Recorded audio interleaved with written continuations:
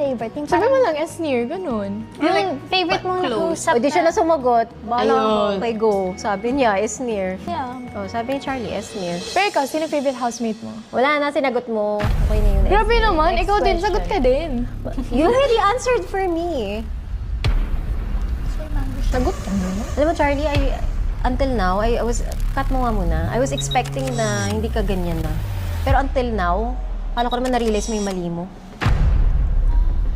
Hindi kasi. The way you answer, like everyone's giving time to answer, ikaw pala sagot ka. I mean, hindi kita pinilit mag-vlog. If you didn't want, you could have responded to no things. Kasi ngayon, pag gusto mo nagsasagutan tayo, you keep bringing back yung pinagalitan ka. First time ka bang pinagalitan? Parang sa reaction mo kasi pag magsasalita ako, parang yung reaction mo, parang binabalik mo. Ang OA mo, yun yung iniisip mo. Ikaw na nga late kanina, hindi ko nga, pinagsabihan ka lang and then saka ka nag-change. Okay na, wala kayong dalawa. Cut mo na to ah. Stop it. Ano ba problem mo, Charlie? Eh, Are you mad at me? Magsasorry na nga sana ako sa'yo Oh, ba't eh. kaya ka magsalita? Di ako, pupunta nga ako sana sa'yo.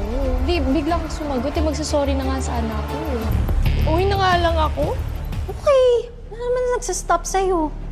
But don't be rude like that. Ayoko ng ganyan. You always cry. Ayaw mo ko kausapin.